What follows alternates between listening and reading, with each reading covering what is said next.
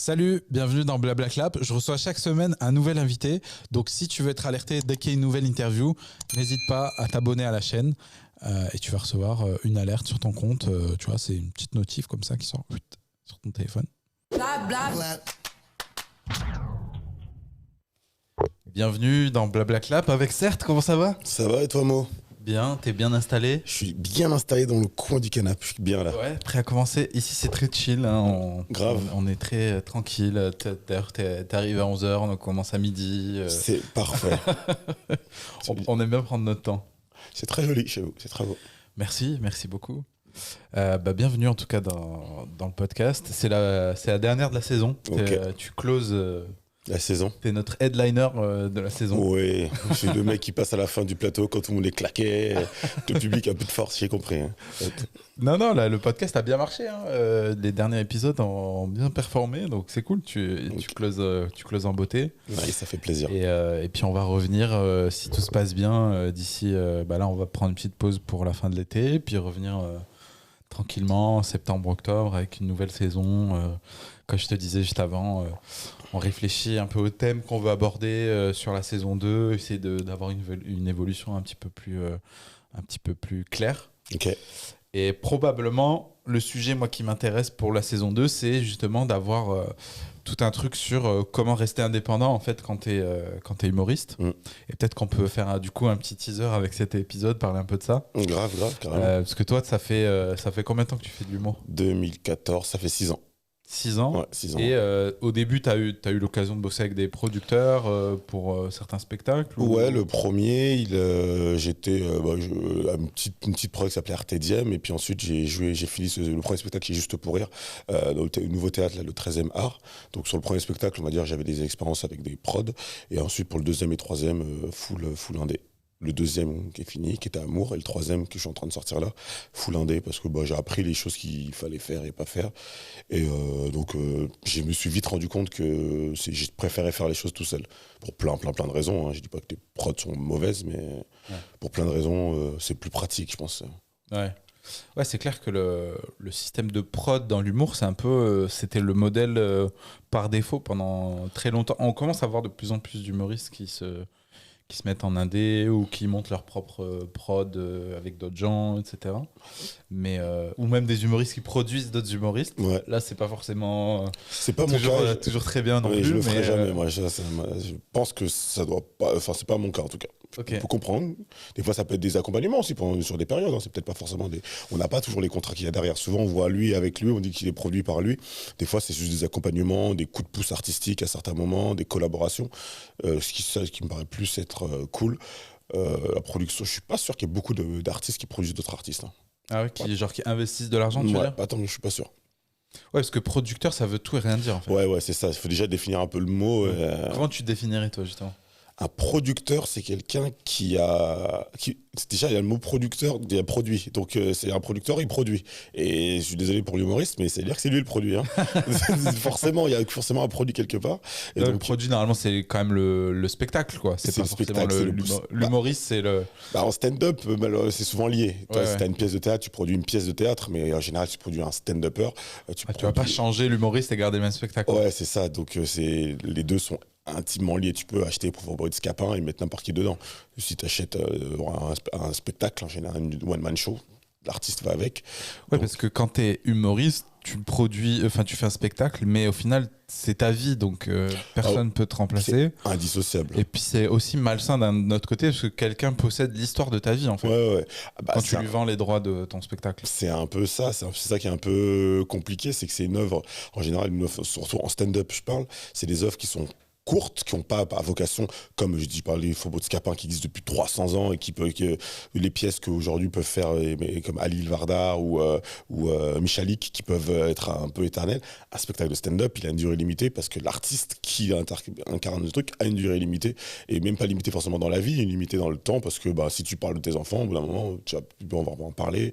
Si tu parles d'une relation amoureuse, au bout d'un moment, tu n'auras plus envie d'en parler. Donc forcément, le producteur, il produit le gars pendant cette période de temps. C'est là où c'est pour ça que ça devient compliqué parfois. Mais du coup, quand tu es producteur d'un humoriste, qu'est-ce que tu possèdes concrètement? C'est quoi? C'est le nom? C'est le texte? le texte, le spectacle, donc dans le sens où le spectacle, c'est vrai qu'il y a quand même une distinction. Par exemple, si c'est un humoriste qui fait que de l'impro, qu'est-ce Ouais. que tu possèdes? Tu vois, c'est... Bah, même s'il fait que de l'impro, c'est dans un cadre. Tu vois, quand tu poses un spectacle, le nom il est déposé à la SACD Voilà, donc ou à c'est le SACEM. nom, le concept, quoi. Exactement. Après, il peut avoir un sketch. Si ce sketch est diffusé, radio diffusé ou télévisé. Là, t'as les droits de diffusion. Exactement, le sketch a un nom. Moi, dès que je joue un truc à la radio ou à la télé, ça a un nom. Et si le producteur est propriétaire de ce sketch-là, ou si ce sketch fait partie d'un spectacle total que le producteur possède, donc le producteur a des droits dessus. Ouais, un producteur, pour moi, c'est il produit l'artiste, donc le spectacle, et le but, c'est d'arriver à faire en sorte que son produit, l'artiste en tout cas, se vende le maximum. Donc le spectacle se vende le maximum, et l'artiste se vende le maximum. Pourquoi c'est particulier en stand-up? C'est que jamais tu verras un extrait des Faubourgs Scapin. Je pense que tu sais cet exemple-là comme ça, parce que tu penses que tout le monde connaît. Mais tu peux, un humoriste, je pense qu'il joue quasiment plus souvent des extraits de son spectacle que son spectacle en entier. Donc c'est pour ça que il y a un truc un peu particulier avec le stand-up. Mais est-ce qu'il n'y a pas un truc aussi quand tu es producteur d'investir de l'argent en upfront, tu vois, en avance pour créer le spectacle, justement? Parce que le problème, c'est qu'en humour, souvent, quand tu es humoriste, tu vas être produit à partir du moment où ton spectacle est prêt quasiment, quoi. C'est rare d'avoir un producteur alors que t'as rien ou t'as juste fait 5 minutes. Il y en a, hein. T'as juste fait 5 minutes qui marchent bien, puis il va t'aider à créer tout le reste. Et du coup, il va investir de l'argent pour que tu y travailles, en fait, ces heures de création. Ouais. Mais la plupart du temps, en fait, j'ai l'impression il te prend à sa charge une fois que c'est prêt, quoi. C'est un peu dommage, quoi. C'est parce que c'est risqué de prendre un mec qui a que 5 minutes. On a tous vu déjà des mecs très drôles sur 5 minutes qui viennent d'arriver. Et entre 5 minutes et 60 minutes, il faut multiplier par, je sais pas, je fais le calcul, par 10, à peu près par 10. Et c'est risqué. Est-ce que le gars va travailler, va aller au bout? Donc ça peut vite, c'est vrai qu'un humoriste... Mais il est payé pendant cette période-là par le producteur, théoriquement? Chaque contrat, je pense que celui qui dit que c'est comme ça les producteurs, il peut pas généraliser. Chaque contrat, j'ai vu plein de contrats d'artistes, j'ai vu le mien et celui de d'autres potes et tout, ils sont tous différents. Chaque contrat est différent, chaque deal est différent. Est-ce que il possède pour le spectacle pendant 5 ans, est-ce qu'il est pendant 3 ans, est-ce qu'il touche un pourcentage de la billetterie, est-ce que chaque contrat est différent. C'est l'artiste qui doit négocier. Ouais. Et toi, justement, avec ton expérience, tu as vu que tu en as vu plein des contrats comme ça. Un humoriste là qui commence, qui fait des scènes ouvertes, ça fait même pas 6 mois. Il commence à avoir un 5 minutes qui marche, il est approché par un producteur. Pour toi, c'est quoi le contrat idéal, ou en tout cas les trucs surtout à éviter peut-être dans un contrat de production quand tu es vraiment au tout début? Tu as peut-être une vidéo qui a buzzé sur Internet, ou tu as un petit truc, quoi, mais concrètement, tu n'as pas 1 heure de spectacle et t'es pas connu vraiment du grand public, etc. Pour toi, c'est quoi les écueils souvent dans lesquels les humoristes vont tomber par rapport à des prods, etc. Qu'est-ce que tu conseillerais à cette personne-là, tu vois? En fait, le truc, c'est que la personne, entre un mec qui a 5 minutes et qui fait ça un peu à côté parce qu'il a un taf à côté et qui est très fort, qu'un producteur l'approche, et qui va dire voilà, si tu veux, je te produis ton spectacle et je t'accompagne dans tout ça, je vais te mettre quelqu'un pour tes réseaux sociaux et tout. Le gars, en soi, c'est pas engageant pour lui. Un mec qui a 5 minutes et qui veut vivre de ça, qui a tout lâché pour l'humour et qui a besoin de vivre et de manger, que son producteur lui dit je te paye, je te donne 1000 balles par mois pendant une certaine durée, mais ton spectacle m'appartiendra pendant 8 ans. En fait, ça dépend de ta capacité à accepter le deal. Si tu es en galère et que tu as un producteur qui te propose quelque chose financièrement d'alléchant, tu vas y aller. Alors que souvent, je pense... Après, c'est facile à dire, hein, c'est très facile. Moi, quand j'ai commencé, je taffais à côté, j'étais livreur à vélo, tu sais, pour pouvoir continuer à gagner de la thune, parce que la scène ne rapporte pas d'argent. Si on m'aurait dit, certes, quand moi je suis parti chez Juste pour Rire, on me payait tous les mois. J'avais 0 ou 100 personnes dans ma salle, j'avais de la thune qui tombait. Et ça te met pas dans la même... Ouais, et c'est de l'ordre d'un SMIC à peu près Ouais, c'est un SMIC en général. Il peut avoir des avantages, le fait que, je sais pas, tu peux avoir un appartement qui peut t'aider à payer, des choses comme ça. Donc, c'est jamais des trucs fous, parce que ça prend du temps, parce que c'est juste en gros que ça te permet d'être sécure pendant que tu crées ton spectacle, de pas te poser de questions de comment je vis, quoi. Mais la contrepartie, c'est que le spectacle il t'appartient pas. Il t'appartient pas. Ouais. Et en général, il le possède à 100% le spectacle? Toi, c'est juste auteur, en fait. Comme je dis, ouais, chaque contrat est différent. Toi, si jamais t'es t'es vraiment hyper fort et que tout le monde veut te signer, bah, la prod, tu vas dire, moi j'ai 5 propositions, je vais prendre celle que je trouve la mieux, et le prod, il va petit à petit descendre des trucs. Donc c'est vraiment pas généralisable. C'est assez compliqué de généraliser. Par contre, effectivement, le producteur, et c'est à juste titre, il faut qu'il ait une source de revenus. Cette source de revenus, c'est ton spectacle. Plus tu le joues, plus il le vend, plus il gagne d'argent.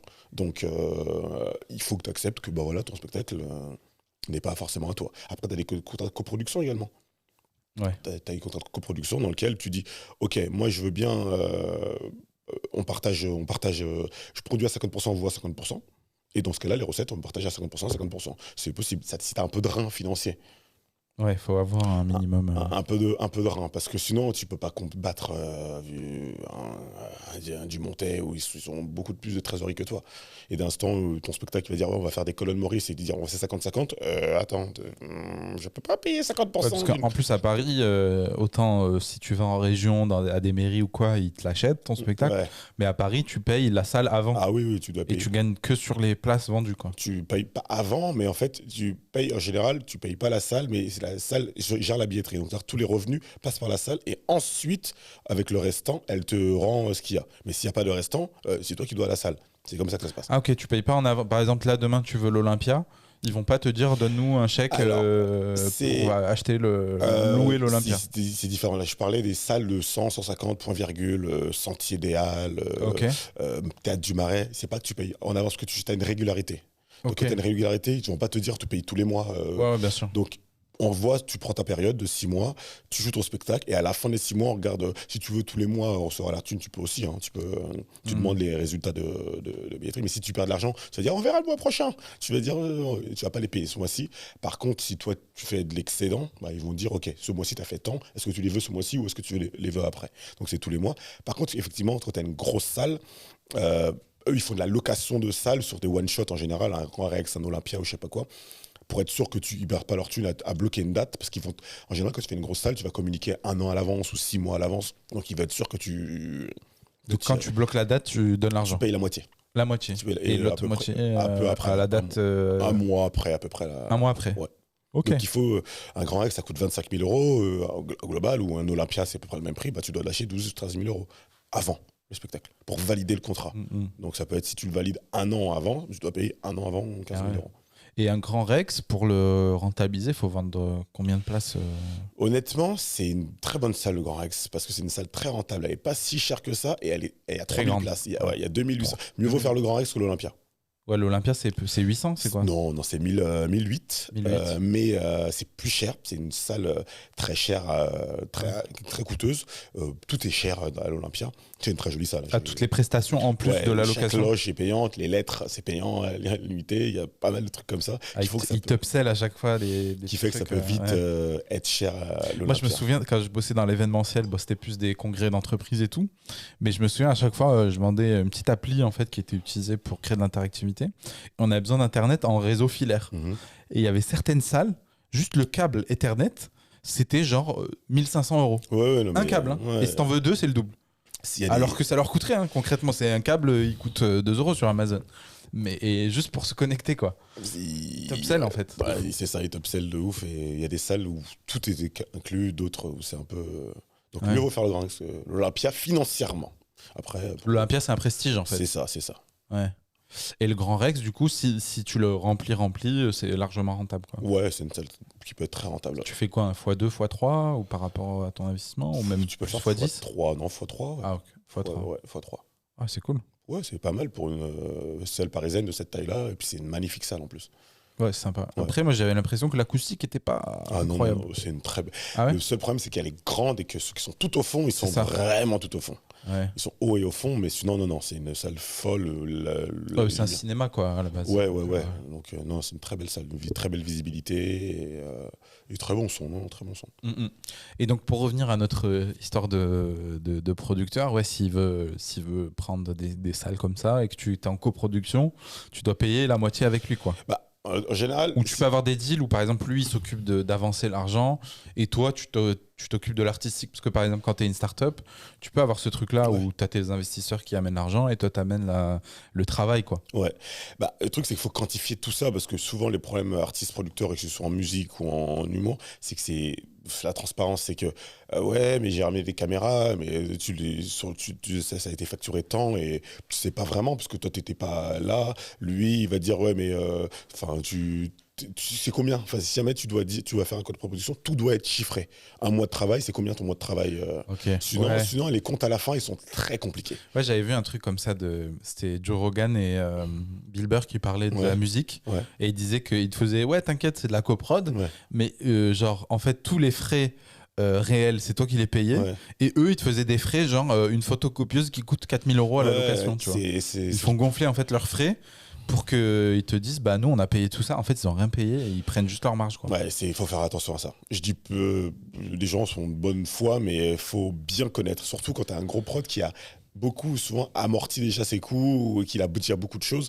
Est-ce que c'est des vrais coûts ou est-ce que c'est des coûts un peu ajoutés?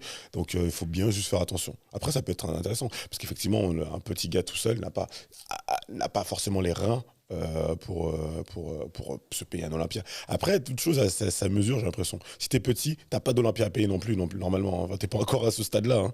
Moi, je réfléchis pas à m'acheter l'Olympia. C'est pas Baptiste Le Caplin qui était tout petit et genre son producteur. Il était pas si petit que ça. Ouais. Non, il était pas si petit que ça. Okay. Mais oui, mais il n'était pas c'est Verino peut-être dont tu parles d'ailleurs. Je sais plus, moi j'avais. C'est Verino qui a tenté un Olympia tout seul. Ok. Mais il avait déjà une bonne communauté et Pierre Cross aussi l'a fait en faisant une vidéo par jour. Il y a pas mal de gens qui l'ont tenté. En Indé, tu veux dire? Ouais. Après. Okay. Non, moi je parlais en prod, c'était Baptiste Le Caplin au tout début quand il était avec la prod de le gars qui a le République, je crois, je sais plus comment il s'appelle. Bouchard, voilà. Okay. Et que justement Bouchard avait fait un coup de poker où en gros il avait pris l'Olympia dans 6 mois ou je sais plus quoi, alors que le gars n'avait pas vraiment de spectacle ou quoi et ça avait marché, tu vois. Ah bah à voir. C'est peut-être une légende aussi, hein. Ouais, ils aiment bien connais avoir pas des légendes, cette histoire, mais c'est possible, hein. Ouais. Ça me dit rien du tout. Là pour le coup c'est vraiment le rôle de producteur, c'est-à-dire t'as rien et il investit un gros montant sur toi, il prend un très gros risque, donc là c'est normal qu'il soit clairement qu'il soit rémunéré ou qu'il ait des droits en échange.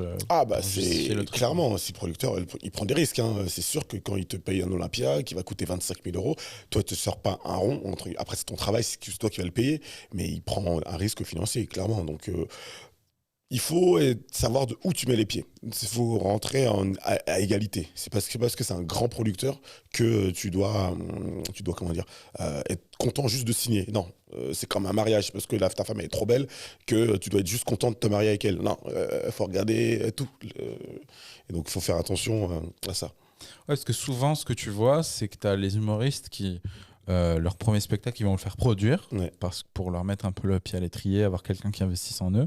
Et une fois que ça c'est fait, au bout de 4-5 ans qu'ils ont terminé leurs droits, là ils vont créer leur spectacle en indé ou se structurer vraiment, tu vois. Ils ont appris. C'était un peu le modèle d'avant, quoi. T'avais souvent ça, quoi. Ouais. Avant, il y avait ça. Je pense qu'aujourd'hui, tu vas commencer seul dès le début. Ouais. De plus en plus. Je crois que Seb Melia, il a commencé seul et après. Il est en coprod. Il s'est mis en coprod, mais une coprod, j'ai l'impression. Avantageuse, je pense, parce qu'il a l'expérience. Là, tout à l'heure, il postait une vidéo, il a fait le Jamel Comedy Club en 2007. Seb Melia, c'était il y a 13 ans. Hein. Donc le gars, il est là depuis un moment. Hein. C'est ça. Ouais, c'est ça. Mais du coup, c'est plus le modèle un peu aussi à la PNL où en gros, ils vont déléguer en fait les parties presque chiantes, en fait, qui les intéressent pas. La prod exé, c'est ça. C'est un autre taf, effectivement. Dans la prod, la production, tu as tout ça. Puis de management, même d'équipe, en fait. Parce que si tu veux faire une tournée, par exemple, il faut gérer des équipes, il faut engager des gens. Quand tu es humoriste, t'es pas un patron, forcément. Tu n'as pas forcément envie de manager, de faire des recrutements. Il faut que soit tu as le prod qui fait ça, soit tu peux avoir. Moi, je produis de plus en plus de spectacles. Cette année, je vais peut-être produire, je sais pas, 100 spectacles. Je suis pas tout seul. Hein. On est des petites teams, c'est pas des grandes teams. À One Man Joke, on est 4 et à Pangé, on est 5. Toi, c'est pas des grosses teams, mais avec ça suffit largement à qui s'occupe de la com, qui s'occupe de la partie financière, qui s'occupe de la prod pure. Le jour J, sûr que la salle, toute la lumière soit. Moi, je vois un peu tout parce que je suis le DA des 2 boîtes, je suis le directeur artistique et je suis le programmateur. programmateur et en plus d'être humoriste. Donc, mais clairement, rentrer dans le détail, je le fais pas forcément, mais tu sais que c'est des compétences. Et quand tu es dans le milieu et que tu observes un petit peu, tu te rends compte où sont les compétences et tu vas faire en sorte de chercher ces compétences-là. Le producteur les a toutes, normalement. Donc tu lui délègues tout. Tu lui délègues la publicité, mais tu lui délègues aussi la billetterie, tu lui délègues la prestation salle, la sono, la lumière, tu lui délègues les réseaux sociaux, tu lui délègues tout. Si tu as compris les différentes choses qu'il y a dans le milieu, tu lui dis, ah ok, la billetterie, je vais apprendre à le faire. Ah c'est ok, il y a Digitic, Billet Réduc, Fnac, faut ton truc. Ok, les spectateurs, ils sont où? Comment les chercher? Ok, il y a ces différents trucs, ces supports, ils sont sur les Inrock, ils sont sur Télérama. Ok, tu commences à comprendre en fait comment le milieu fonctionne. Ouais, c'est pas sorcier quoi. Et après, tu dis, oh, bah tiens, ça, la billetterie, moi je suis un expert de la billetterie. J'ai appris avec le One More Joke à devenir, je faisais toutes les billetteries à la main. Aujourd'hui, je suis là avec mes sites, F5 tout le temps. Ok, bientôt c'est ça, il faut que j'arrête juste, est-ce que je fais une com ici? Ça s'apprend, c'est comme tout. Hein. Ouais. Et d'ailleurs, même si c'est un truc que je continuerai à faire tout le temps, ça me fait marrer d'ailleurs. Et donc, le modèle, toi, du coup, c'est pas réellement indépendant, genre t'es tout seul et tu fais ton truc tout seul. C'est vraiment, tu t'es associé en fait avec des gens compétents et vous avez créé ensemble une structure. Exactement, ouais. Parce que tout seul, c'est compliqué. En fait, ça dépend de tes ambitions aussi. Hein. Si c'est juste pour produire ton spectacle à toi, tout seul, tu peux le faire. Moi, j'ai 3 boîtes. J'ai One More Joke, j'ai Pancher Production et j'ai Yata, qui est ma petite boîte de production à moi, qui est une SASU. Et Yata s'occupe uniquement de moi. Mais là, j'ai vendu des dates à Bruxelles, j'ai vendu des dates à Marseille. C'est moi, j'ai pas besoin de grand-chose parce que c'est pas compliqué. J'ai juste à envoyer mon affiche, il me donne un contrat, je le lis et il n'y a pas grand-chose à faire. Donc ça, je peux le faire tout seul. Mais dès l'instant où tu commences à produire des gens, à louer des salles, à avoir des billetteries de 1000, 2000, 3000 personnes, à avoir des événements réguliers, là tu as besoin de faire une tournée. Tu veux faire une tournée, là ça commence à devenir un petit peu compliqué de le faire tout seul. Mais si tu as juste ton spectacle toi-même, ton spectacle il demande quoi? Il demande d'avoir même une petite tournée, hein, des lieux. Une tournée, c'est pas si compliqué que ça. Surtout pour les humoristes qui ont la chance de... Avant, c'était chiant de faire une tournée parce que tu restais dans ton endroit et c'était des villes que tu connaissais même pas. Aujourd'hui, les humoristes, ils jouent de plus en plus dans d'autres villes. Moi, par exemple, j'ai joué à Montpellier il y a 2 semaines. À la fin du spectacle, pour sur un plateau, je lui dis, est-ce que c'est possible de jouer ce spectacle ici? Ouais, ok. J'ai son contact et c'est réglé en fait. Et tu règles une tournée comme ça. Je vais jouer au King of Comedy parce que j'ai déjà joué là-bas et j'envoie un message, est-ce que je peux venir jouer? Ouais, ok. Et en fait, tu fais, ah, 2 dates. Bordeaux, j'ai été jouer quand j'étais là-bas. J'ai dit, est-ce que je pourrais venir jouer? Ouais, ok. Et en fait, tu fais, ah bah putain, en fait, j'ai 20 dates de tournée. Et ça, c'est la chance qu'on a les humoristes aujourd'hui de tourner un petit peu à gauche, à droite. Après, ça reste la tournée quand même.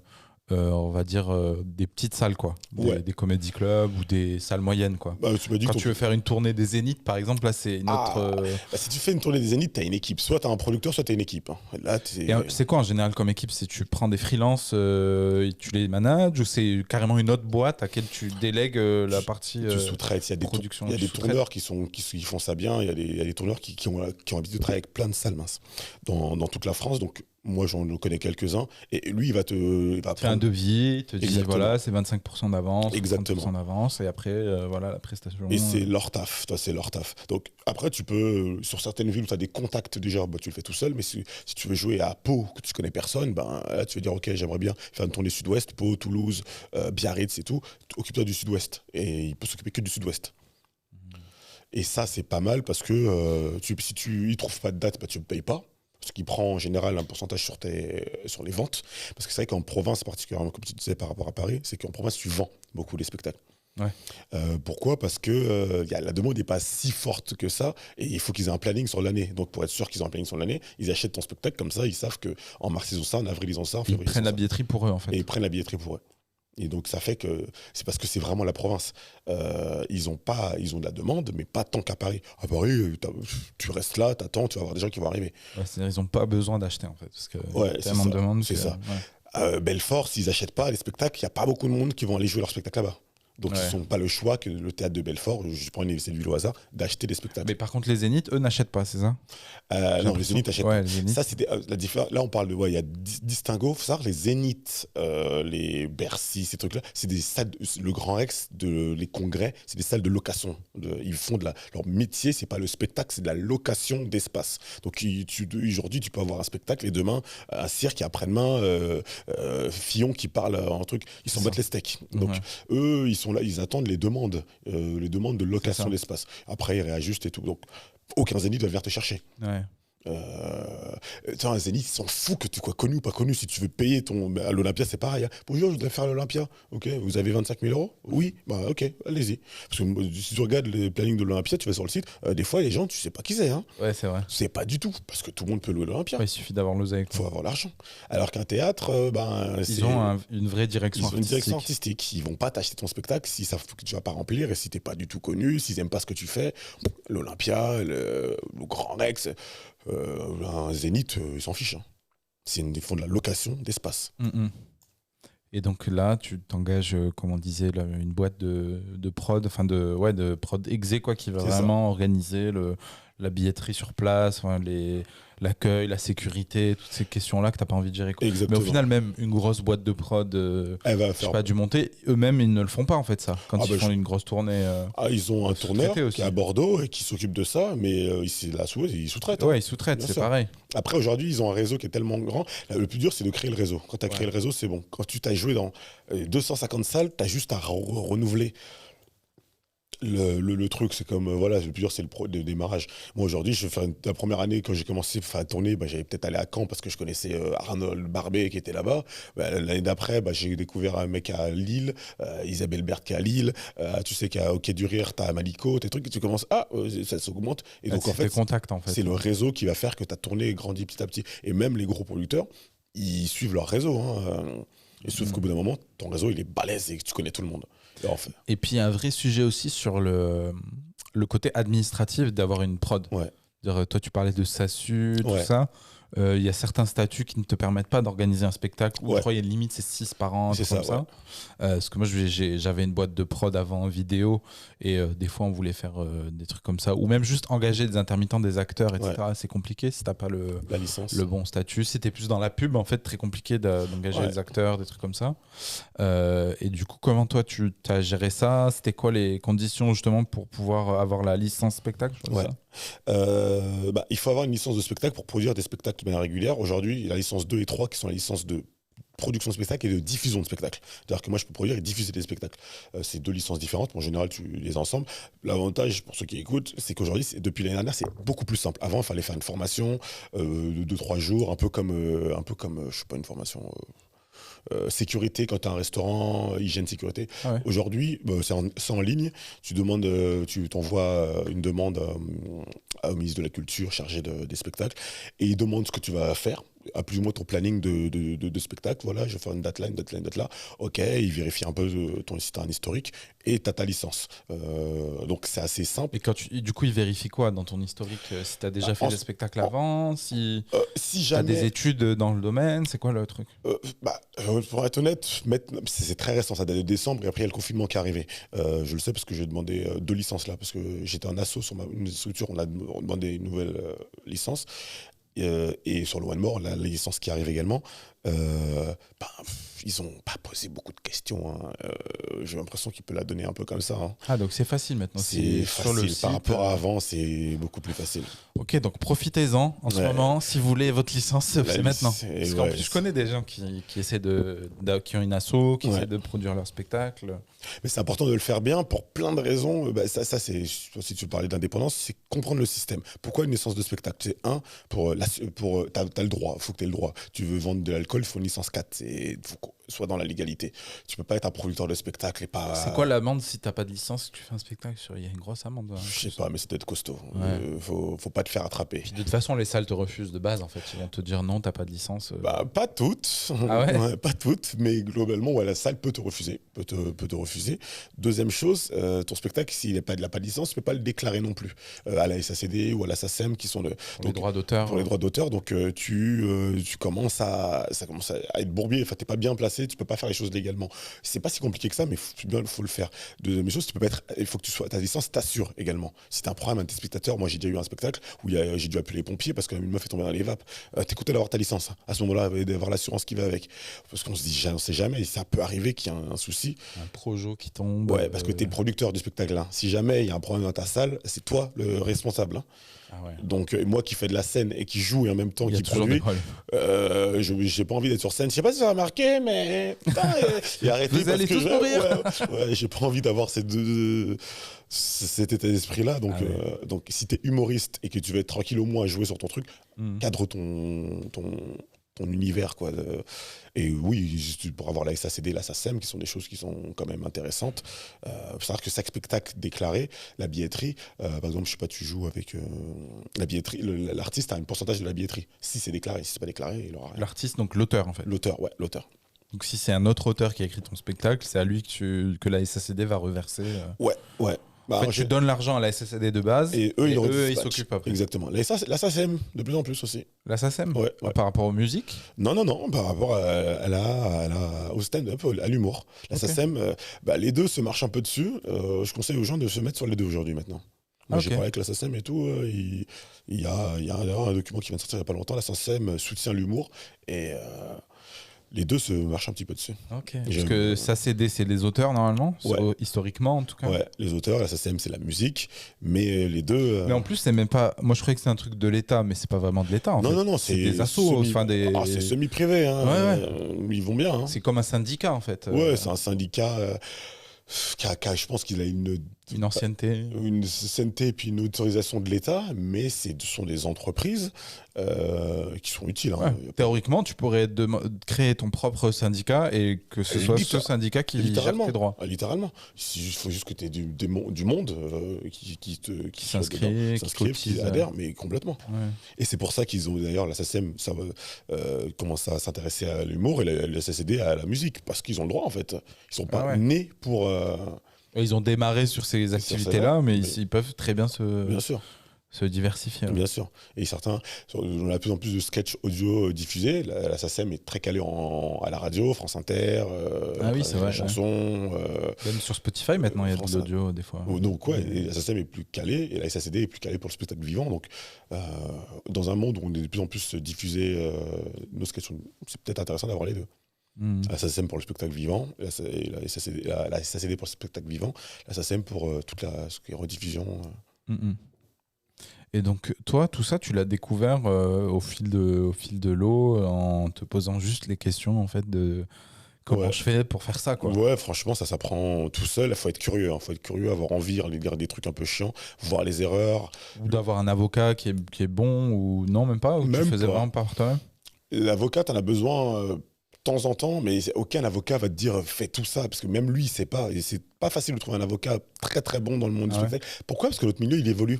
En fait, c'est pour ça que même l'État est pas... Le milieu du stand-up dans lequel on est, il évolue très vite. Il évolue particulièrement. Moi, je suis dedans en tant qu'acteur, et donc on voit les évolutions, mais que l'État va prendre 10 ans avant de se rendre compte, qu'un avocat va prendre peut-être 5 ans avant de se rendre compte. Donc, on aura toujours un temps d'avance sur les espèces d'institutions. Donc, c'est pour ça que c'est bien pour nous de connaître... Soi-même, en fait, se renseigner. Ouais. Sinon, t'as un bon producteur, lui saura le faire. Mais t'as des productions qui sont un peu old school, et elles sont décalées par rapport au milieu, hein, parce que elles sont là avec leurs impresarios, je sais pas quoi là. Gars, c'est fini Jean Valjean, ils sont un peu. Mais parce que c'est rapide, c'est un milieu rapide. Et moi, je suis rentré il y a 6 ans. Ça fait 9 ans que j'ai 9 ans, 2012.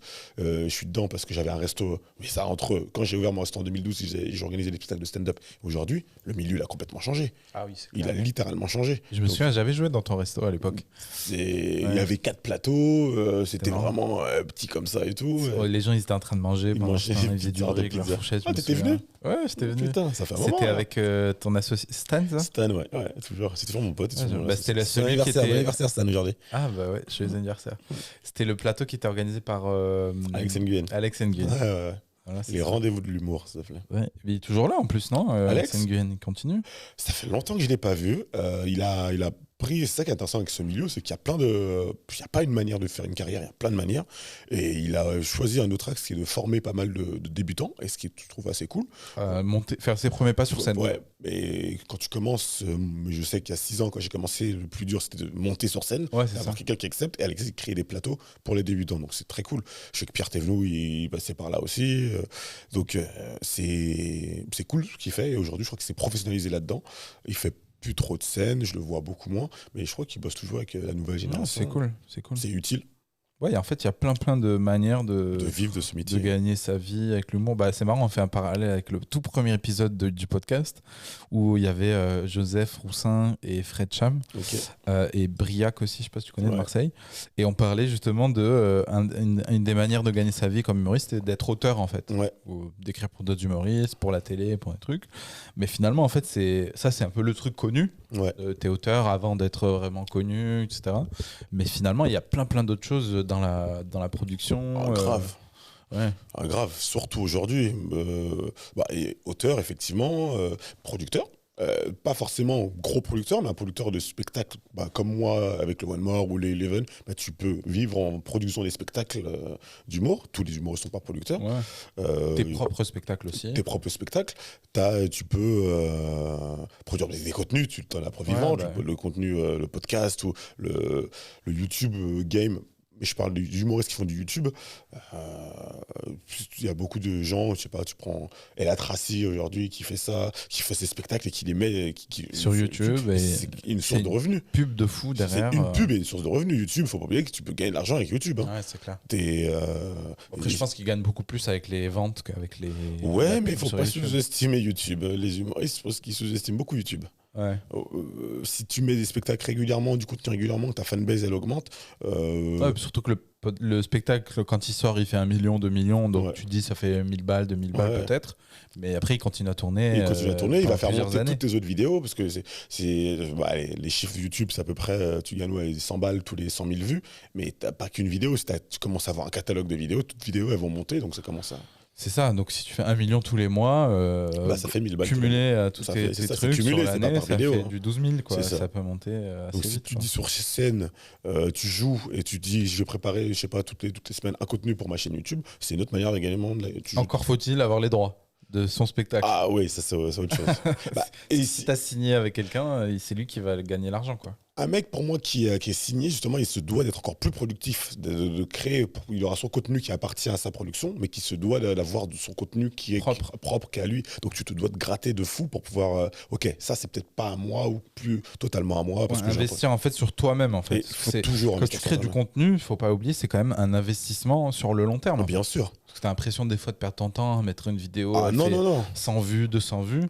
Mais au final, peut-être que cette vidéo, dans 5 ans, elle aura fait son petit million tranquillement. En fait. C'est exactement ça. C'est vraiment comme d'investir dans un appart ou dans un bien que personne ne pourra t'enlever, quoi. Exactement ça. Moi, je poste là hier, j'ai tourné une vidéo chez moi.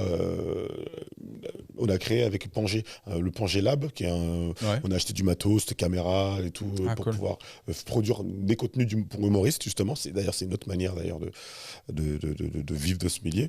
C'est qu'on a produit un contenu pour Lenny il y a pas longtemps, Bunga. Là, moi, ça fait ma deuxième vidéo que le Pangé Lab me fait. Et en fait, je le vois, je le mets. Ta fanbase, ma fanbase n'est pas énorme, j'ai 10 000 followers sur YouTube, ils attendent un peu de contenu. Et quand tu as ça bien cadré, tu le mets régulièrement et ça te fait un petit peu plus de thunes, un peu plus de thunes. Et en plus, l'avantage, c'est que je joue mes sketchs. J'ai écrit des sketchs pour le stand-up. Je les joue sur scène 5-10 fois avant de trouver la bonne mécanique. Et dès que c'est bien drôle sur scène, je les fais en vidéo. Et après, je le jette. Parce que si c'est drôle sur scène, ce sera drôle en vidéo. L'inverse, c'est pas sûr. Ouais, c'est clair.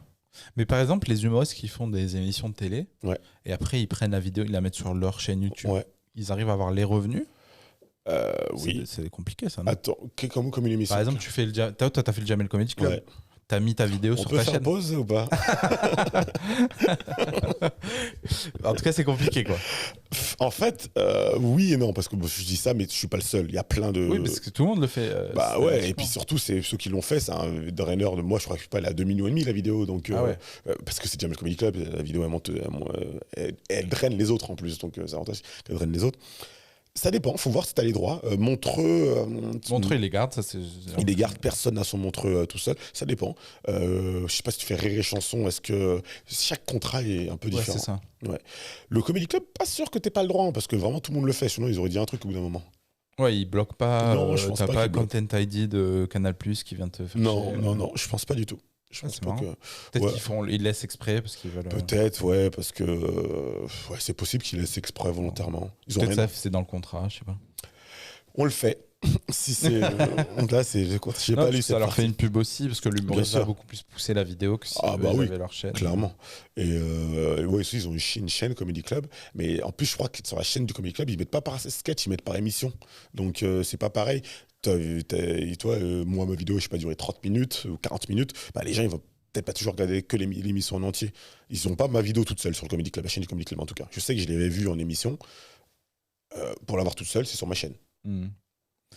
Puis l'autre sujet aussi, c'est comment tu fais la part entre, certes, l'entrepreneur, du coup, enfin, en tout cas, le producteur, et certes, l'humoriste, en tout cas, l'artiste, qui veut développer des spectacles, faire rire les gens, etc. Est-ce que, parce que c'est souvent ça aussi qui fait peur aux humoristes, Ouais, c'est clairement. de se dire je vais me perdre là-dedans, en fait, dans la recherche de l'argent. Moi, chez les humoristes, ils m'ont dit je suis pas dans le business, je veux Ouais. juste faire mes blagues sur scène et je veux que ça reste simple. Euh, Comment tu fais la part des choses? C'est pas facile, hein. Franchement, j'avoue, c'est pas facile parce que c'est deux milieux qui sont différents, c'est lié parce que bon, je produis, donc je sais que j'ai fait en sorte de produire des spectacles de qualité parce que je suis humoriste et je sais que c'est un spectacle cool où les humoristes seront contents de venir, mais c'est pas facile parce que c'est très chronophage la production. Donc forcément, on me le dit, hein, enfin souvent, ma copine ou même mes potes, des fois, ils me disent, mec, il va falloir faire un choix. Et tout le monde me dit qu'il faut que je fasse de la production parce que j'ai l'impression de ne pas être mauvais producteur. Mais en fait, ce que je kiffe, c'est de l'humour. Donc ça me saoule. Franchement, si je vais arrêter un truc, il y a plus de choses que j'arrête la production que de faire de la scène parce que je kiffe écrire des blagues, bosser des textes, lire des sujets pour pouvoir le transmettre aux gens. Mais en fait, c'est temporel. Et plus tu prendras de temps sur une activité, moins tu pourras Ouais. en dégager pour l'autre. Ça demande de travailler 3 fois plus. Il n'y a pas de miracle. Ça demande de travailler 3 fois plus. Là, je suis là en train de parler de production, mais dès que je vais sortir, il faut que j'aille écrire des blagues avec. J'ai pris d'ailleurs un co-auteur, Reda Sedeki, qui écrit hyper bien. Parce que il faut que tu optimises vraiment, parce que les humoristes sont de plus en plus forts. Et si tu veux rester au niveau, tu te dois de travailler 3 fois plus. Je travaille tout le temps. Voilà. La seule manière, c'est de travailler beaucoup, efficacement, pour pouvoir tenir les deux. Et j'essaie de me dire, ok, le matin, allez, on va faire de la prod, et l'après-midi, on va faire du texte, et le soir, je joue. Je joue tous les soirs. Même si je suis claqué, je vais jouer le soir parce que pour pas perdre cette rythmique-là. Parce que tu peux effectivement vite te prendre le kiff d'être que dans l'humour, c'est-à-dire avec tous les humoristes tout le temps, boire des coups et tout, et après, t'as plus la pêche de faire d'autres trucs. Et inversement, la production, je vais le dire, rapporte plus que la scène. Si un humoriste il gagne 10 000, c'est que le producteur il a gagné 100 000. Hein. Enfin, il n'y a pas de miracle. Hein. La production rapporte plus que la scène. Et des fois, tu as tendance à dire ah, vas-y, c'est mieux si je développe ça et tout. Je me pose la question parfois, mais pour l'instant, ma scène, ce que je fais, me fait vraiment kiffer. Là, mon spectacle sur l'argent, j'en suis hyper content. Je vais parler d'inégalité, de bitcoin, de plein de trucs et tout. Il faut que ça fait que je kiffe et ça me draine, ça démultiplie mon énergie. Mais c'est pas facile du tout. Et honnêtement, je conseille pas forcément, si les gens veulent le faire, le font, mais se produire tout seul en tant qu'artiste et faire de la scène, c'est gérable. Mais commencer à être producteur d'autres trucs et tout, et faire de la scène, ça commence à être compliqué. Parce que ta crédibilité, déjà, c'est comme Jamel, tu vois. Jamel, il fait de la prod et de la scène, et tout le monde lui dit, faut qu'il arrête la scène parce qu'il est nul en scène, parce qu'il devrait faire que de la production. Je pense qu'il n'arrive pas à arrêter la scène parce qu'il aime trop faire ça, en fait. Et qu'il a commencé en étant humoriste et que c'est ça qui le fait kiffer. Sauf qu'après, avec le temps, tu commences à faire de la production. Et puis tu as des responsabilités après quand C'est tu es ça. producteur, tu as Ouais. de la pression que tu n'as pas quand tu fais de la scène. Quoi. Ouais. Mais justement, quand tu fais de la scène, ce qui est fort dans un humoriste, c'est justement ce côté insouciant en fait. C'est ça, tu peux faire ce que tu veux, dire ce que tu veux. C'est ça, tu peux dire de la merde, tu peux crier sur un gars dans le public et t'en foutre des conséquences, mais quand c'est toi le producteur du Ah, spectacle, c'est pas pareil. Hein. t'es dans une schizophrénie en fait. Ah, moi, quand je sors un plateau et que je suis humoriste, et quand il est avec des potes et que ça taille, je vois que je suis mort de rire. Mais quand c'est moi qui produis l'événement et je vois que l'autre il fait l'interaction publique, je fais putain, calme-toi. Parce que tu te dis, ouais, c'est l'image derrière et tout. Donc, c'est pas le même. C'est un modèle pour toi, Kevin Hart, là-dessus? Je sais pas si t'as vu son dernier docu. Ouais, je l'ai vu, je l'ai pas vu jusqu'au bout. Tu vois, il y a vraiment ce truc-là, en fait, Ah bah lui, c'est un businessman de pur. businessman et artiste, et aussi le clash des deux. Ouais. Parce qu'à un moment, il y avait un clash sur le fait qu'il devait faire les Oscars, puis ils ont ressorti des vieux tweets qui étaient des blagues homophobes. Ouais. Et lui, l'artiste, en fait, a voulu faire la forte tête de dire jamais je m'excuserai, c'était quelque chose que j'ai dit dans le passé, vous n'allez pas. Ce qui est légitime en soi, en tant qu'artiste. Mais tous les gens qui travaillent pour lui, tout ce qu'il a construit, même sa famille, au final, reposait là-dessus, et ça pouvait faire tout couler, quoi. Bah, c'est vrai que c'est très. En fait, être artiste, c'est dangereux pour ta production. Être producteur, c'est bon pour ta carrière d'artiste. Parce que si l'artiste flop, il y a de fortes chances que la boîte elle flop avec lui. Mais si jamais le producteur flop, l'artiste il peut continuer à faire son truc. L'inverse, donc ça fait que si moi je viens claquer au sol sur scène, ma crédibilité globale va en prendre un coup. Alors que si jamais je sais pas, j'ai raté un truc, je continue, je dis ouais, j'ai arrêté de faire de la production, je fais que de la scène et je peux continuer. Ouais. Donc et le problème c'est que la prod, t'es pas seul. Quand t'es sur scène, ça marche plus. Et c'est ça. Tu fais un bid, t'es le seul à vivre ton bid. Alors que tu fais ta boîte, elle fait un bid. T'as potentiellement 4 personnes qui ont des familles, qui ont c'est leur job à plein temps. L'idée de faire des enfants aussi. Puis même s'ils n'ont pas de famille, ils ont quand même investi en toi. Ils ont peut-être un emprunt, ils ont peut-être des responsabilités qui font qu'ils n'ont pas envie qu'en fait, par pure liberté artistique, tu remets tout en jeu, en fait. Non, c'est sûr. C'est compliqué. Tu fais plus attention. Moi, je le vois. Je peux pas créer de polémique et tout. C'est un peu relou parce que je vois, il y a des gens qui sont autour de moi et. Ouais, tu dois être quand même safe. Je prends l'exemple du One More Joke. Je suis l'MC. Le premier message, en plus humoriste, si jamais je fais de la merde, c'est toute la marque qui peut en pâtir. Exactement. Donc, et la marque, je suis pas tout seul, on est 4, donc c'est pas. Faut que je fasse attention. Ouais, c'est compliqué de gérer les deux. Moi, mon plan, c'est de me dire, là, je continue l'humour, tu vois, mais sans trop, vraiment comme un kiff, une passion. Ouais. Je cherche pas à faire un spectacle, à gagner de l'argent avec. En attendant de développer cette boîte, etc., et de faire vraiment de l'argent. Et à partir du moment où soit je revends cette boîte, soit voilà, j'en ai fini, j'ai fait assez d'argent, je suis tranquille pour quelques années. Là, je me mets à fond dans l'humour avec cette sécurité de me dire, voilà, ma vie, elle est quand même, elle est tranquille, je suis pas en stress de... Parce que je l'ai fait au début, de faire de l'humour les premières années. Tu taffes à côté, tu galères et tout, mais t'acceptes. Au final, tu t'habitues à cette galère, ça devient ton quotidien. Tu te dis, c'est cool, c'est ça la vie d'artiste. Mais au bout d'un moment, quand tu vis en couple, tu essaies d'avoir peut-être tu vois, un minimum de patrimoine, je sais rien, mais d'évoluer, quoi. Au bout d'un moment, quand tu vois que ta carrière, elle stagne, que t'as pas eu ce coup de pouce d'un coup qui a fait tout décoller, c'est compliqué. Tu te dis, est-ce que j'abandonne complètement? Est-ce que tu vois, c'est une schizophrénie. Ouais, schizophrénie, c'est compliqué à gérer. Surtout que la prod, entre guillemets, ça dépend de toi, ça dépend de tes capacités. C'est du business. Donc si tu fais bien, ça passe. L'humour, tu peux faire bien, ça peut ne pas passer. Hein. Tu peux être bon et. Ouais, c'est pas tangible. Non, il y a un côté, c'est de l'art, c'est le côté artistique, c'est que ça dépend pas que de toi. Si ta tête, elle revient pas aux gens ou au truc. Donc il y a ce côté qui est un peu, tu maîtrises pas, donc c'est... Ouais, puis il y a des humoristes comme Louis C.K. qui ont mis 40 ans avant de développer, en fait, ce qui fait qu'ils ont réussi, quoi. Grave. Et c'est le temps qu'il leur fallait, quoi. Chacun a son temps. Exactement. Mais ne le sait pas, quoi. C'est alors c'est comme la vie, quoi. Tu sais pas quand est-ce que tu vas crever, mais... Je sais que ça va arriver. On a tous un... Voilà, c'est ça. Et quasiment, franchement, dans l'humour, je me dis qu'au bout d'un moment... Si tu es pas con et que tu bosses bien, ça va prendre. Et en plus, je sais on voit souvent les rostas et tout. Moi, j'aime bien cette génération d'humoristes qui sont pas forcément des rostas et qui en vivent très bien, qui font pas mal de choses à côté. Et parce qu'il y a ça aussi dans l'humour. T'es pas obligé d'être une putain de grosse rosta pour en vivre. Surtout dans notre époque. Des spectacles, il y en a beaucoup. Tu peux jouer 15 fois par semaine aujourd'hui, ce qui n'était pas possible avant. Il y a les chapeaux, mais même aujourd'hui avec les nouveaux comedy clubs qui s'ouvrent, qui est comme le Sarfati, le Frédéric, rencontrer Joe le Barbès qui te paye par mois. Là, j'ai fait ma facture du Barbès hier. C'est-à-dire, j'ai joué au Barbès tout le mois de juillet et j'ai reçu une facture. C'est un truc qui est ouf. Donc, ça fait que tu peux aujourd'hui vivre de ce métier sans avoir besoin d'une rosta. Ouais, ce qui n'était pas le cas il y a 3 ans. Non, ouais, c'était quasiment impossible. Il y a 4-5 ans, on était obligé. Soit t'es une rosta, soit il y a combien dans le chapeau ce soir? Et tu attends chaque chapeau à la fin du truc. L'autre jour, j'étais au Jardin Sauvage, j'ai dit, les gars, prenez le chapeau, c'est bon, j'y vais, moi. C'est cool d'arriver à ce moment-là. Hein. Ouais, des fois, c'est vrai que des fois, t'en as besoin réellement de ces 10 euros, de ces 20 euros quoi, pour manger, quoi. C'est ton repas d'après. Ah oui. Mais ouais, au bout d'un moment... En fait, moi, c'est pas tellement ça, au final. C'est surtout le fait de monter sur scène et de dire aux gens, genre, donnez-nous de l'argent après coup. Et genre, j'ai l'impression de trop quémander le truc.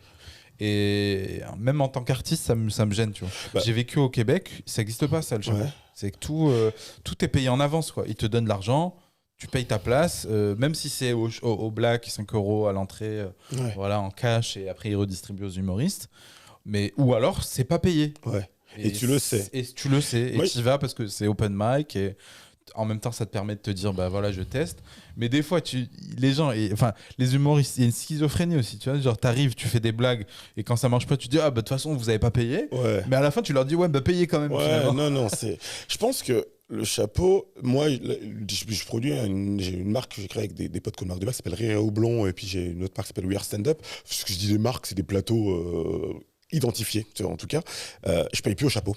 Je prends le risque en tant que prod parce que je suis un humoriste et surtout que j'invite des mecs qui ont un peu de niveau, qui ont au moins 50 stand-up. Donc ça m'embête, moi, 50 stand-up, d'aller dans un endroit je sais pas où et de prendre 17 euros. Donc je dis, les gars, oui, Rire au blond, c'est 50 balles. Vous allez prendre 50 balles, quel que soit si c'est plus, c'est moins, c'est 50. Chez War Stand Up, c'est pareil, c'est 100. Et je donne un minimum. Moi, avec l'expérience, je sais que plus ou moins, le chapeau va le rembourser. S'il y a plus, ça fait un peu plus pour la prod, c'est cool. Mais s'il y a moins, le dernier War Stand Up, il y a eu moins. C'est-à-dire que tu fais quand même le chapeau. Je fais le chapeau, mais l'humoriste, il prend ce qu'il a à prendre. Et l'humoriste, je lui donne à la fin ce que je lui ai dit avant. Et donc, c'est que toi qui fais le chapeau à la fin en tant que présentateur ? Ouais, exactement. Qui dit que c'est pour le global, ce qui est le cas. T'expliques ce que tu viens de me dire. Quoi. Exactement. Comme ça, c'est un hybride entre les deux, quoi. Ils savent pourquoi ils viennent. C'est un peu chiant, je pense, d'aller dans un plateau. Tu sais pas combien tu vas avoir à la fin. Au moins, si tu acceptes, tu sais que tu as 100 balles et tu as 100 balles, tu es content. Mais est-ce que le public, ils ont pas ce besoin aussi de se dire... Parce qu'au final, quand tu leur fais le chapeau, tu leur dis si vous donnez 5 euros, c'est bien, si vous donnez 15 euros, c'est mieux, etc. Toutes ces indications-là qu'ils n'avaient pas forcément avant de venir. Ouais. Et ils se disent putain, en fait, la soirée, j'ai payé des cocktails, j'ai payé ça. Au final, ça m'est revenu cher. Alors que si tu leur avais demandé upfront avant de venir, bah voilà, c'est 5 euros à la porte pour tout le monde. Et après, vous prenez boisson, vous faites ce que vous voulez.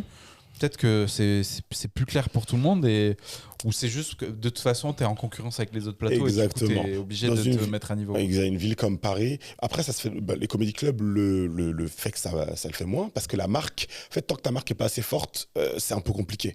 Il y a tellement de comédie clubs à Paris, bon là on est dans une période un peu compliquée, hein, je parle d'avant en tout cas le Covid. Si tu fais payant, t'as intérêt à avoir une offre de ouf parce que les gens ils vont dire flemme, je vais aller sur Bière, mais tu tapes Bière réduit spectacle gratuit, t'as des choses, hein. Donc c'est juste, je pense, pour avoir des gens qui viennent dans ta salle. Le problème numéro 1, quand tu gères un plateau, tu dois le savoir, c'est d'avoir déjà des gens.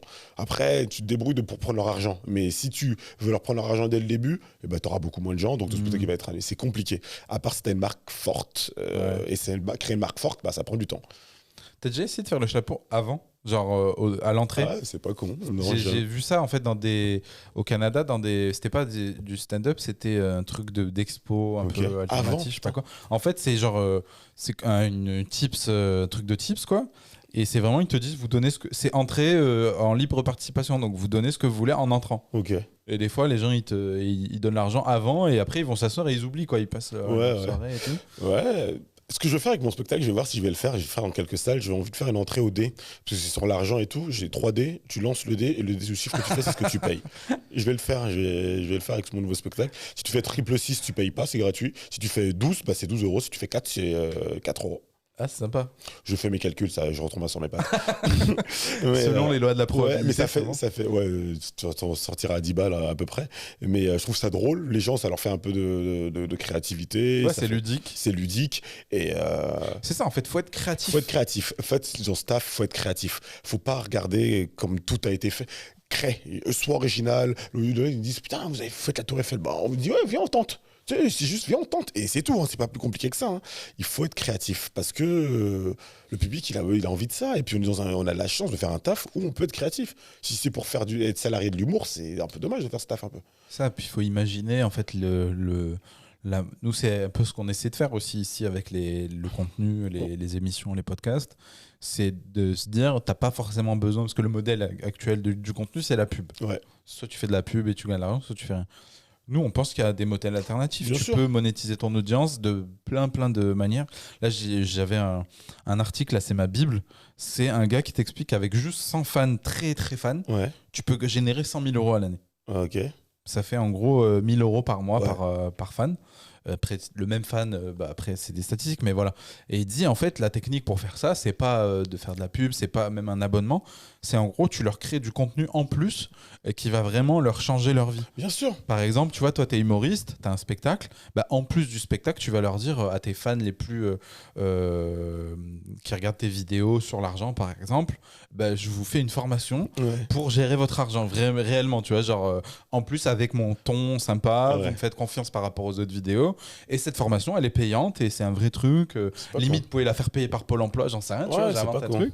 Et comme ça, du coup, tu peux réellement créer une vraie valeur et monétiser ton audience sans avoir besoin d'avoir des millions de personnes. En fait, juste 100 personnes qui t'achètent le truc, ça peut.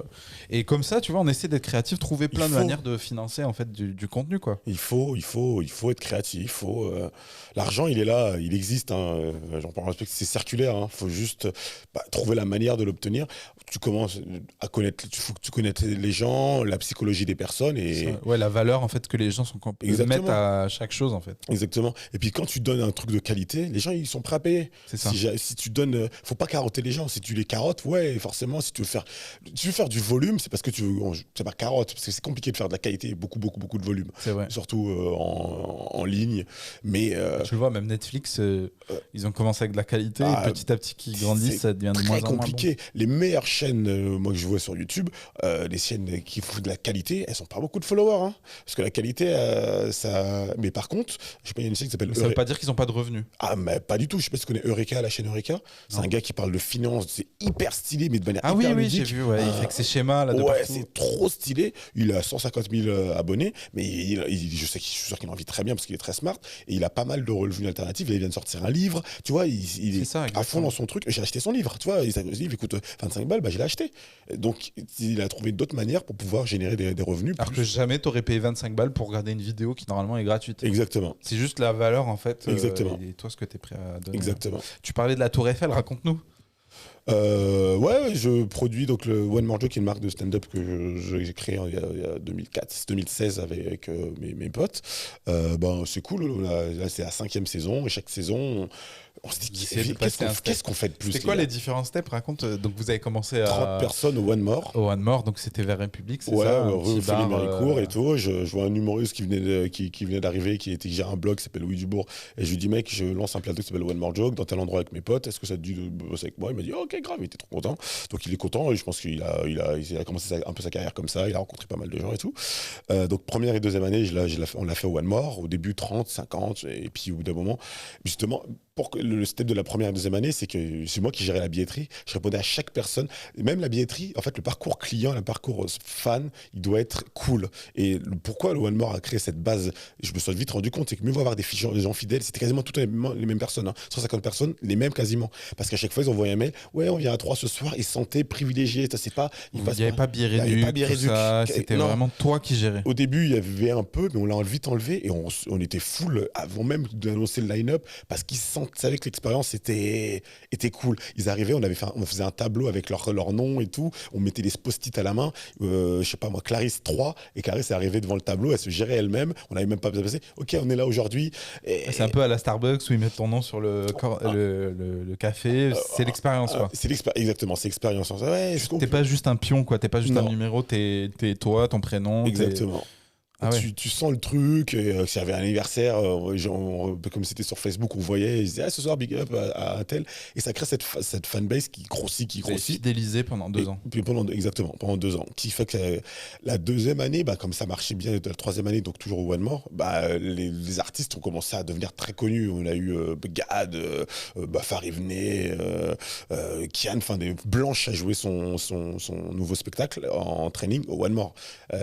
Donc ça commence à dire ok, t'es connu, les humoristes. C'est-à-dire que ta base en fait de gens qui étaient hyper fans, qui venaient pour l'expérience et limite même pas pour les humoristes parce qu'ils savaient pas qu'ils allaient voir. Au bout d'un moment, non. Maintenant, tu leur amenais des humoristes de fous, donc en fait, ils devenaient même prophètes. En fait, ils allaient en parler autour d'eux. Grave, et ça fait que les humoristes, même, ils étaient contents de venir parce que c'est bête, on avait des tickets conso, un coin artiste, on leur mettait à bouffer. En fait, que même l'expérience pour l'humoriste, elle soit cool. Que tout soit cool. Parce que je fais de la scène, je sais, il y a des plateaux où c'est un peu pas ouf d'y aller, d'autres où c'est très cool. Donc, tout soit agréable pour tout le monde. Le bar s'est retrouvé également, donc voilà, tout le monde était content. On ferme le bar en 2010, mais on ferme le bar l'année dernière, en 2019, en janvier 2019. Et donc d'ici là, depuis le début du One More Joke, il faut savoir que j'avais déjà créé le Mort de Rire avant avec mes potes et un autre plateau, comment il s'appelait, je sais plus, bref, c'est mon 8e plateau, One More Joke. C'est pas le premier. T'étais venu au rendez-vous de l'humour il y a 8 ans. Ouais. C'est pas le premier. Souvent les gens disent c'est ouf. Non, et je me suis planté 25 fois avant.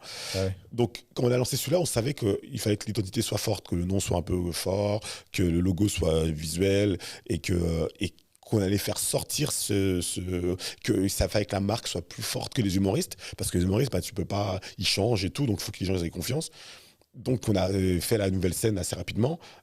Jessie qui est la nouvelle scène qui est péniche, qu'on a 100 places. 100 places. C'était le premier plateau en exportation. J'ai dit à Jessie, nous le One More, et le bar, l'expérience bar également est importante. Jessie, tu me connais depuis un moment et tout. On voudrait prendre ton bateau pour une soirée. On prend le bar et le théâtre. Est-ce que tu nous laisses? Elle n'avait jamais fait ça. Elle a dit ok, parce que c'est nous, mes potes, ont géré le bar. Parce que l'expérience One More Joke, c'est aussi le bar, avoir le petit truc et tout, et plus le spectacle. Donc première exportation. Répliquer en fait toute l'expérience. Et même pour les humoristes, ils avaient le même système. Le même système. On a la Bellevilloise, c'est pareil. On a pris la Bellevilloise, on a pris le bar également, plus la salle. La déco, on a repris les tonneaux du truc, donc on a répliqué le bar fait partie intégrale du truc. Chez Good Planet, c'était pareil, et donc petit à petit, quand le bar a fermé, il y a... Good Planet, c'est quoi? C'est la fondation de Yannatus Bertrand. Ok, c'est où ça? C'est dans le 16e, c'est un château, okay. il y a les clairières, je sais pas si la clairière, je sais pas si ça te dit un truc. Non, ça me dit. Mais en gros, c'était dans un château, quoi. Ouais, c'est un extérieur d'un château. Le 4 juillet, on fait un festival là-bas autour de l'écologie, de la solidarité avec le One More Joke. Donc ça aussi, c'est une chose qu'on fait, c'est qu'on adapte les partenariats aussi. Exactement. Et donc il y a 1 an et demi, le bar ferme pour différentes raisons et tout. Et on se dit, qu'est-ce qu'on peut faire en fermant le truc? Il faut qu'on fasse un truc gros. Et on tente le Grand Rex. On se dit, on passe devant le Rex, on se dit, allez, on vient, on tente. On tente et ça prend bien. On a un line-up de ouf parce que les humoristes, ils nous ont suivis depuis des années et ils sont hyper... Tu leur dis le Grand Rex, il faut que j'y sois, quoi. Ça, les places, elles partent vite. On avait Radio Nova en partenaire. Les places, elles partent vite. On vend les 2800 tickets. C'est ouf. T'as quasiment aucune com. Pas de table Colin Morris, pas de métro, pas de tout ça. Nova qui booste un peu. Et puis surtout, une grosse fidélité. Une grosse communauté fidèle. Tous ceux qui sont venus pendant ces 3 ans One More, ils ne pouvaient pas ne pas être au Grand Rex. Et donc, on voit ça prend. Et on se dit, ça c'était l'année dernière, cette saison, qu'est-ce qu'on peut faire de cool? Et il y a Audible qui viennent nous voir et qui disent, les gars, on voudrait capter vos shows. Donc Audible, il faut capter nos shows. Donc on a un peu de diffusion, donc un peu plus de moyens. Donc on se dit, on va faire une tournée. Avec cet argent, on va pas faire une tournée. On va à Bordeaux, on va à Bruxelles. Donc on commence à faire une tournée. L'année, c'est cette saison-là. On devait finir par la Tour Eiffel en mai. Le Covid arrive et tout. Et là, on se dit, les gars, c'est la 5e saison, qu'est-ce qu'on fait cette année? On voit avec la Tour Eiffel, vu qu'on a annulé, on se dit, on vous propose un truc, est-ce on voudrait la Tour Eiffel tous les mois jusqu'à la fin de l'année prochaine? Ils nous disent, ok, d'accord. Le timing était parfait, pourquoi? Parce qu'ils ont moins de touristes, et tous les lieux un peu parisiens, on a joué au Louvre également, ils ont 95% de clientèle qui est touristique. Et là, il y a c'est un Ils peu veulent fidéliser en fait. Ils Veulent pas que se les locaux- retrouver dans un nouveau problème de il n'y a plus de touristes, comment on fait, on n'a plus personne. Et Quoi. ça s'est fait un peu avant. Enfin, en fait, la réflexion était déjà avant, Ok. que ce soit pour le Louvre ou la Tour Eiffel. C'est c'était un peu dans cette mouvance un peu écolo aussi, de faire que les clients soient locaux. Les Parisiens, ils vont pas à la Tour Eiffel, ils vont pas au Louvre. C'est dommage parce qu'il y a trop de touristes, entre guillemets, ils ont la flemme. Donc le Louvre a créé les Nocturnes du Louvre.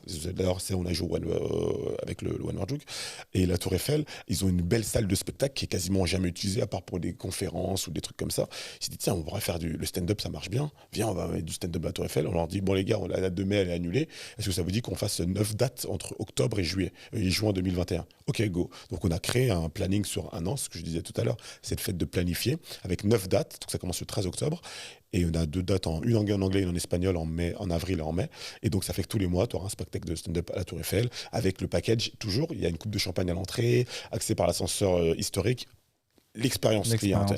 La baseline du One World Joke, c'est on n'est pas là pour faire passer qu'une soirée, mais pour créer un souvenir. C'est un peu ça. C'est que tiens, on se rappelle de cette. C'est combien de places là, le salon de la Tour Eiffel 200. Ok, donc c'est quand même en petit comité. Ouais, c'est très content. VIP en fait. Ouais, c'est franchement très content. Et puis coucher de soleil, Tour Eiffel, c'est beau gosse. Franchement, c'est une belle. Mais du coup, ça reste une salle qui est rentable juste en termes pratiques. Très cher. C'est très. En fait, c'était la moins cher. Ramener à la place, quoi, c'est ça Jamais on fera des places trop chères. La place elle est à 39 €, ce qui n'est pas excessif. Ça, on s'en sort parce qu'on a plusieurs dates. On a choisi aussi, c'était ça. C'est qu'on a ils vous ont fait une réduction. Exactement. Okay, cool. Et parce qu'ils ont envie et tout. Mais on fera pas des milliers et des cents sur ça. C'est franchement surtout. C'est la marque. Ouais, c'est pour le. Fidéliser la marque. Encore. Exactement. Pour dire voilà les gars. Ouais, derrière, tu fais 3 grands rex, c'est rentabilisé, quoi. C'est un peu ça. C'est un peu ça. Trop cool. Créer un peu d'être créatif en fait, d'aller un peu. Et puis on a la chance de faire un métier qui peut s'appliquer un peu partout. Il faut que le cadre soit bien, mais le stand-up, si tu mets des mecs talentueux, des mecs et des meufs talentueux, en fait, tu peux les emmener quasiment partout. Grave. Donc viens, on les emmène partout. C'est ça un peu l'idée. Viens, on les emmène partout. Ouais, puis tout à l'heure on parlait du côté un peu relou d'être producteur, le côté administratif, etc. Mais derrière, l'avantage c'est que ça te permet de faire des kiffs, quoi. Quand je me souviens quand on a lancé le One World Joke, il y avait 30 personnes. Il y avait la musique de One World Joke, c'est le Fakir Morning in Japan. C'est une musique que j'avais écoutée il y a 10 ans, Fakir, qui n'était pas du tout connu. J'avais fait un événement. Et je te jure, quand on a lancé le truc, il y avait 25-30 personnes, j'ai choisi cette musique en musique de base et je me dis, un jour, je ramènerai Fakir en live et on verra au Grand Rex. Et en fait, c'est une espèce de motivation interne qui reste là, qui te motive à aller plus loin. Donc, le fait de produire, en fait, ça t'aide aussi à réaliser des rêves artistiques que peut-être, je remplirai jamais tout sur un Grand Rex, jamais de la vie. Même pas le premier rang. Mais la marque est plus forte que moi, clairement. Mais c'est pas grave. C'est comme si tu as un enfant et ton enfant il te dépasse, tant mieux. C'est plus difficile de créer une marque, d'être soi-même sa marque que de créer une marque. Quoi. Ouais, c'est sûr. Tu as des contraintes qui sont liées à toi. La marque, elle est jamais triste, elle est jamais en polémique avec des gens, pas tout ça. Hein. Elle est jamais en manque d'inspiration parce qu'elle prend l'inspiration des autres. Donc la marque, elle sera toujours là. Hein. Trop bien, trop cool. Écoute, moi je t'ai posé un peu toutes les questions que j'avais. Est-ce que toi tu as un autre sujet, un autre truc que tu voulais évoquer avant qu'on termine le podcast? Tu dis c'est pour les. Donc tes auditeurs, c'est qui plutôt? En tout cas, moi ce que j'ai remarqué, c'est beaucoup de gens, en tout cas au départ, des humoristes débutants ou avancés qui veulent un peu découvrir ce que les autres humoristes avec un peu plus d'expérience, comment ils voient les choses, etc. Et de plus en plus maintenant, des gens juste curieux en fait de voir comment ça marche l'humour, de voir comment, quand tu es un artiste, comment tu penses, curieux des coulisses en fait de tout ça, quoi. C'est vrai que je pense que pour les gens extérieurs, c'est un peu flou comme métier. C'est dur de. Ah oui, t'es pas dans les morts, à visualiser, c'est compliqué. Hein. Ah oui, complètement. Puis dans mon podcast, ce qui est marrant, c'est qu'on rigole jamais. Ouais. Alors que tu te dis, un podcast d'humoriste, ça va être marrant et tout. Nous, pas du tout. C'est vraiment un truc presque pratique, quoi, de guide et de commentaires presque de réalisateurs. Tu sais, quand tu regardes un film qui t'explique comment il a fait son technique, film, c'est pas aussi drôle, même si c'est un film humoristique, il va pas rire, quoi. Non, grave. Donc, après, t'as le ton léger quand même. On sent que. Oui, bien sûr, c'est chill. À parler, t'as le ton léger. On se prend pas au sérieux. Non, faut pas. C'est pas sérieux. Enfin, c'est un peu sérieux quand même, l'humour. Si tu veux en faire ton métier, c'est sérieux. Si tu es là pour chiller, c'est cool, la scène, ça ira. Mais si tu veux en faire ton métier, c'est carrément sérieux. Une carrière, ça se travaille, ça se réfléchit, c'est pas juste un enchaînement d'écriture de blagues, c'est un enchaînement de blagues bien construites, qui ont un sens pour les gens, pour qui, c'est un enchaînement de scènes, comment jouer, c'est difficile de jouer. Est-ce que, moi, le conseil que je donne souvent aux humoristes qui se lancent, il y a pas mal de nouveaux qui m'ont demandé, et qui disent, ouais, on joue pas beaucoup et tout, bah, crée ton plateau. Moi, tu trouves les créateurs d'emploi, en général, c'est Comme on disait tout à l'heure, c'est plus facile de créer une marque que d'être soi-même la marque. Grave. Donc, et puis ta marque, elle peut t'aider. Clairement, je pense que le One More m'a beaucoup aidé dans certaines choses. C'est pas grave en fait, c'est ta création. Ouais, non, bien sûr. C'est ta création et à toi de faire en sorte que ça te serve à quelque chose. Bien sûr. Puis de mettre. Tu te disais c'est un vrai métier, mais du coup un vrai métier, ça faut aussi. Tu vois, il n'y a pas de métier où la question économique se pose pas. Ah non. Il y a que dans l'artistique où c'est tabou, tu vois. Ouais. Tu te dis même les gens n'ont pas envie de payer les artistes, ils se disent ouais mais c'est un artiste donc il kiffe déjà donc je vais pas lui donner en plus de l'argent. Mais non, en fait, c'est un travail comme un autre, voire même encore plus difficile parce que c'est remise en question perpétuelle et tout. Donc, faut dès le début en fait réfléchir à. Dès le début, il faut se fixer les objectifs, dire que au début, il faut pas vouloir faire de l'argent tout de suite parce que ça va pas être possible déjà. Mais de planifier quoi. Exactement. Au bout de 6 mois, j'essaye 200, ouais. 300 balles par mois. Et puis au bout d'un an, allez, je vais essayer d'arriver à 1000 balles par mois. Et quand en fait, en ayant ça, tu te dis comment faire pour avoir ces 1000 balles. Ok, j'ai celle-là en plateau sûr que j'ai parce que je le gère moi-même, donc ça me fait ma source de revenus régulière. Je joue en moyenne 4-5 fois par semaine ici. J'ai quelques cachets parce que je sais pas, je suis parti de la troupe du Jamel Comedy Club où je joue dans les tournées du Point Virgule. Il y a plusieurs plateaux quand même qui te payent au cachet. J'arrive à rentrer au Sarfati ou au Barbès qui font. Et tu te fais ta petite carrière comme ça. Au bout d'un moment, tu dis ok, bah maintenant c'est peut-être l'heure de faire voir un spectacle. Un spectacle, qu'est-ce que je fais? C'est pas pareil parce que le spectacle, je dois le vendre. C'est régulier, c'est toutes les semaines. D'ailleurs, est-ce que j'ai envie de le faire toutes les semaines? Souvent, on dit ouais, il faut faire toutes les semaines. Mercredi, jeudi, vendredi. Non, peut-être pas. Peut-être que tu fais une fois tous les 2-3 mois dans une plus grande salle. Il y a plusieurs manières de réfléchir à ta carrière. Moi, là, je fais de mon rodage à la petite loge en septembre-octobre. Après, est-ce que j'ai envie de me... Parce que c'est de plus en plus compétitif. Si t'es pas une rosta, remplir une salle de spectacle, c'est pas forcément facile. Donc, être créatif également dans ton choix de carrière, dans ça. Est-ce que tu te dis pas, tiens, je vais aller jouer en province, où c'est plus facile, et après revenir à Paris, il y a plein de possibilités.